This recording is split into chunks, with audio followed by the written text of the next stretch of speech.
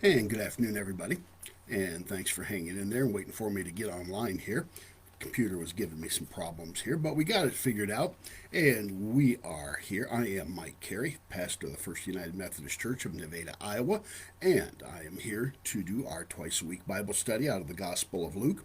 Sorry about yesterday not being able to do it. I posted on Facebook. If there's going to be a problem and I'm not going to be able to get online and do what I normally do, I'll put it out there on the church Facebook page. I had a funeral yesterday at 1 o'clock, and by the time I got back here and got everything wrapped up and other things to do, I didn't have time to do this. So today, though, I do, and we'll do it again tomorrow as well. But when a complication like that comes up, because life happens, stuff happens, I will put it out there on our church Facebook page just to let you know, for those of you who are watching for this and want to be part of it. So it is cold out there today, but not as bad as yesterday. It was one of those days where when you're doing a graveside committal service, the family does not mind one bit if you're kind of short and sweet and hard to beat. And we were. So in case you're wondering, that was services for Barbara Herr. Barb Herr, her husband Steve, was the fire chief here in Nevada for many, many years. He passed away in 2003, and she passed away here a few days ago, I believe December 4th, and her funeral was yesterday. So now we are up to Luke chapter 5, verses 27 to 32 is where we're going to read now, if you're following along in your own Bible, and I hope you are. After that, Jesus went out, and he saw a tax collector called Levi sitting at his tax collector's table. He said to him, "Follow me." He left everything and rose and followed him. And Levi made a great feast for him in his house, and a great crowd of tax collectors and others who were their friends sat down at table with them. The Pharisees and the scribes complained at this, and they said to the disciples, "Why do you eat and drink with tax collectors and sinners?" Jesus answered, though, and said, "Those who are healthy have no need of a doctor, but those who are ill have. I did not come to invite the righteous, but sinners to repentance." Whew. Okay. So the controversy between Jesus and the Pharisees, the keepers of the law, is now mounting and begins to come to the forefront. We've been introduced to that already in this chapter. Chapter 5 is kind of a Segway chapter. You'll have to excuse me for reaching into the camera like that. I need to reach around there and grab a Kleenex. And if you'll just hold on for 1 second.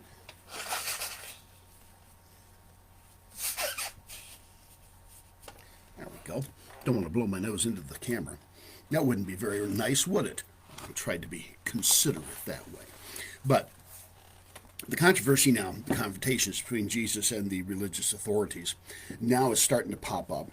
And we see it beginning to come to a head already.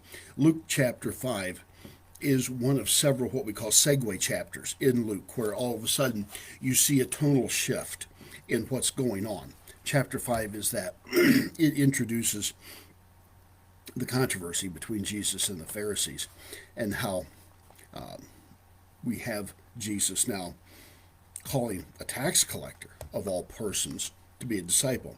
Most of you will know that tax collectors were almost always in Israel Jews, native Jews, who decided to work to cooperate with the Romans and collect their taxes for them because of the fact that Rome had an occupying army there. That army had to be paid for, and so one of Rome's policies was they made the country that was being occupied pay for the army. Which makes sense, I suppose, in one way of thinking. The Jews, of course, resented this. They were already taxed to the hilt. They had governmental taxes for the nation. They had religious taxes for their faith. They had to pay taxes every time they went in to make an offering for their faith. If you wanted to be rich in that day and age, you were either a member of the religious establishment or a tax collector. A tax collector collected for the Romans. Now, the thing was, the common person did not know what amount the Roman tax was. The tax collectors could set that amount arbitrarily, and Rome would back them up in terms of collecting it, whatever they said, as long as it wasn't too egregious or outrageous. And the people had to pay it. And so then the Jewish tax collectors for Rome would turn over to the Roman authorities the amount that was specified, and they could keep the rest for themselves. Or they would skim off the top and report a smaller number of people that were being taxed, and, however they wanted to do it. They were crooked as dogs' hind legs. And the Jewish people knew it, and there was very little that they could do about it. Although tax collectors were hated by their own people, first of all because they were considered to be traitors. They turned their country over for monetary gain. And that happens all the time. We see a lot of that. And so it comes as no big surprise to us that was what was going on. But for the Jews, it was also a betrayal of their sense of who they were as God's people, the chosen people, to cooperate with Gentiles, Roman Gentiles of all people. That was just considered to be especially heinous. And so if someone, anytime tax collectors were caught in a crowd, they tried to avoid crowds if at all possible, because a elbow to the ribs or to the face, the head, would not be unusual. And everybody standing around would go, I didn't see anything. I don't know what happened. And if you were a zealot, that was a religious party. They were also known as the dagger carriers. It would not be unusual for a dagger to get stuck between the ribs of a tax collector. And that killing would be considered by the Jewish authorities, at least, justified and right, because you were meting out justice to a traitor. So we look at that today and we think, boy, that's kind of extreme. Although we have our extremes today too, that aren't a whole lot different from that. You might want to say, well, that's not true. Oh, yeah, it is. You look at the reactions to racism, for example, and everything else, and the vast number of people that condone that or condone a lack of acceptance and compassion, acceptance of other people who are different than what we are. We are not that different, I'm afraid. And so tax collectors were hated. Just there's no other way to say it. And for Jesus now to not only call a tax collector to be one of his followers, but also then to sit down at a meal with a number of tax collectors. See, the thing was, he sat down with tax collectors for a meal and other people that they knew. And what kind of friends are tax collectors going to have? Well, most of the regular folk consider them to be traitors, so their only friends are going to be other tax collectors and various other officials that are cooperating with the Romans in other capacities would be their friends and their acquaintances and people maybe that they would hang out with. And so they have a dinner together. Jesus goes because Jesus says, those who are well, and he's pointing this at the Pharisees because they consider themselves to be righteous. They would be the ones that are well. They don't need a doctor. They don't need the good word, the good news that I have to offer. But those who are sick, and you're considering the Pharisees sick, and you're also calling their friends sinners. A sinner is just a general representation for people who don't keep the law up to the expectation that the Pharisees think it ought to be kept. So, why are you doing this? Notice they do not say it to Jesus. They do not go to the master. They go to the disciples. We see this time and time again. They didn't have the cojones to go and talk directly to Jesus. They go to the disciples, which is interesting to me. But Jesus, who knows their mind and knows what's going on. We see that's especially true in John's gospel. John has Jesus all-knowing, all-seeing. But here he says, why are you doing this? Why are you saying this? Which also then, to me anyway, it's interesting. When you look at the disciples, you have the common guys, Peter, James, John, fishermen, common guys out of the mainstream of society. But you also have at least one guy in there who belonged to the zealots. And so you have a zealot on one hand, and you have a tax collector on the other hand. Those are two extremes within Jewish society, and yet they are all followers of Jesus. They're all getting along. Notice the one that ends up being the betrayer. That's Judas Iscariot. And we aren't really told what Judas was doing prior to following Jesus. It would seem that he had some background in finance because he was the one that was entrusted with the money bag, with the till of the apostolic band, not Matthew Levi. So it's interesting there that you see that. And you see the group, by and large, with a few exceptions, and the exceptions, when there was an argument that would arise amongst the disciples, it was usually amongst the fishermen, the former fishermen, Peter, James, John, Andrew. Those guys would do something, and the rest would get mad at them. But by and large, over the 3 years, you have an extremely diverse group of people, of disciples, following Jesus, basically getting along, working together. When Jesus would send them out 2 by 2, we are not told who went with who. I'd be interested in knowing that. I don't know about you, but maybe he would pair up Matthew Levi with the zealot and send them out together and say, okay, now let's see how this works. Wow. I look at that and I look at everything that's going on in the Methodist Church in terms of disagreeing over theological, sociological issues, in terms of the place of gay folk in the denomination. And I just have to shake my head and at such intolerance and lack of patience and empathy and understanding and compassion, and unwilling to be diverse. Wesley had it very, very well when he said, well, what can we agree on? Let's not talk about what we disagree on. Let's talk about what we can agree on. Do we agree about Christ? And pretty much by and large, we do.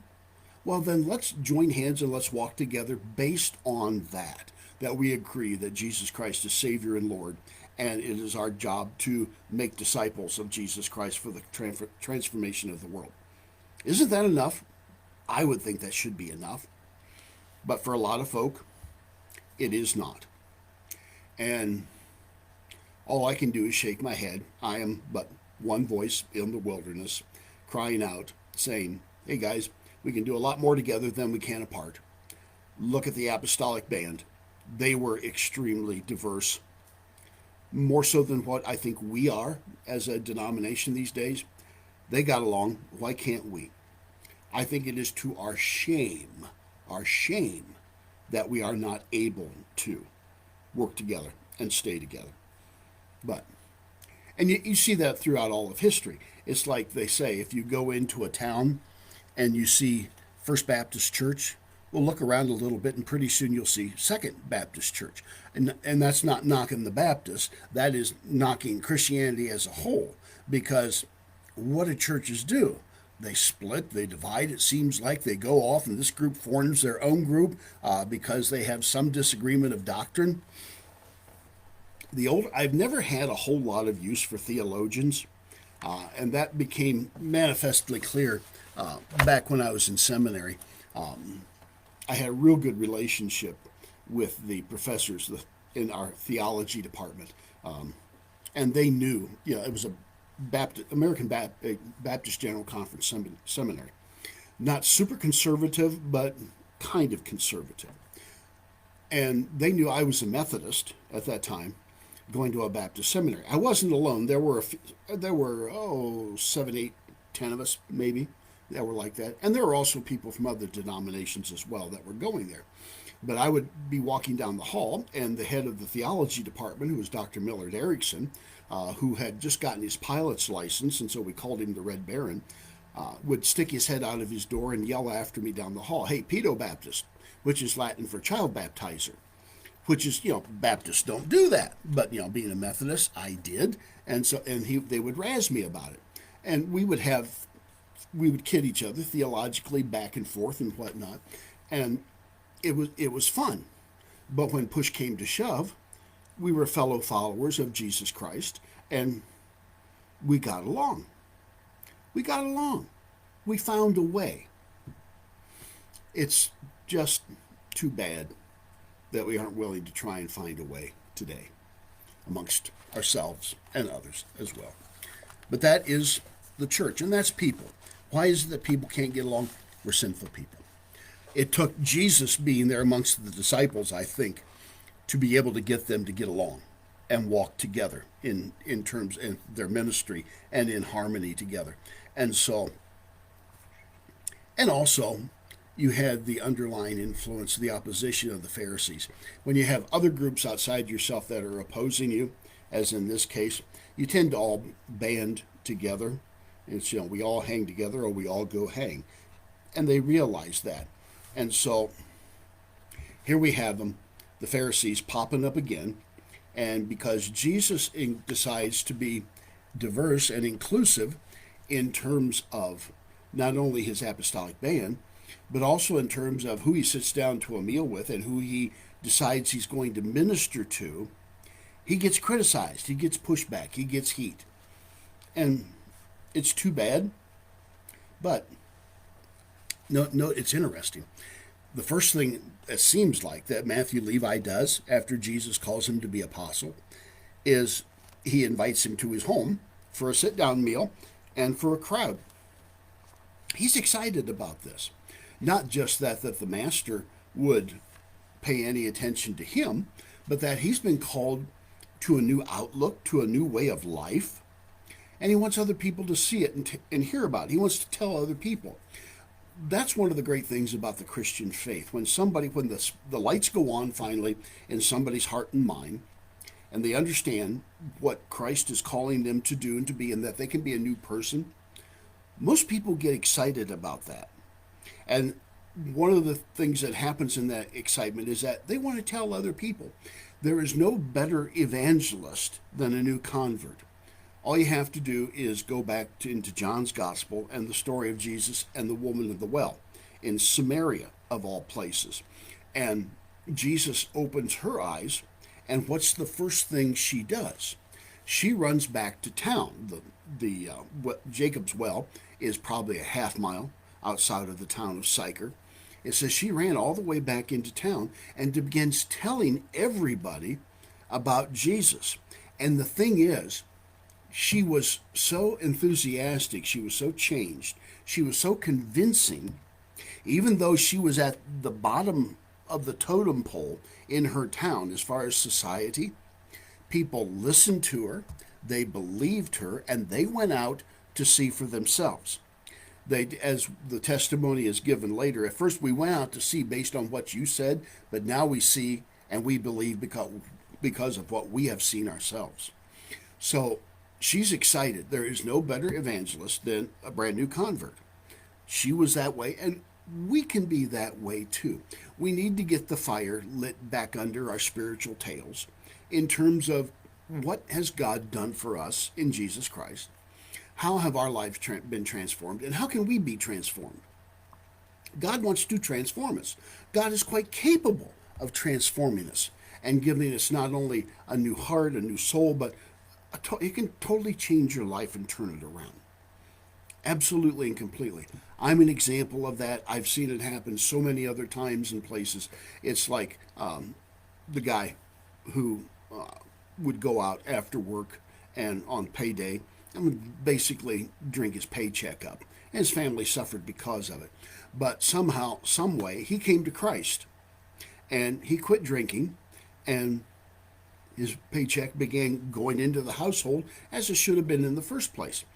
And after a couple of months of this, his old drinking buddies were giving him a bad time, and he why won't you go out drinking with us anymore? Well, because, I found Christ. I have a new perspective, new way of doing things, seeing things. And they said, oh, come on. You don't believe that old story about turning water into wine, do you? And the guy said, well, and I don't know about turning water into wine, but in our household, Jesus has turned beer into furniture. There you go. Now there's a big transformation. And it can happen for any and all of us. So that is Luke chapter 5, and that is verses 27 to 32. That is the calling of Matthew Levi, the tax collector, to be a follower of Jesus Christ, a man who totally turned his life around, not by himself, but by the grace of God, and became, instead of a traitor to his people, became a follower of Jesus Christ. It's never too late. You cannot have done anything so bad, too bad, that God cannot take it, mend it, make it new, and give you a new way of life. That's the gospel. That's the truth. That's Matthew Levi, and that's the truth for us today. And we'll be moving on next time into Luke chapter 5, verses 33 to 35. And so if you want to read ahead, take a look at that. And but in the meantime, which will be tomorrow, by the way, have a great day. I hope the Lord blesses you then real good. And stay warm.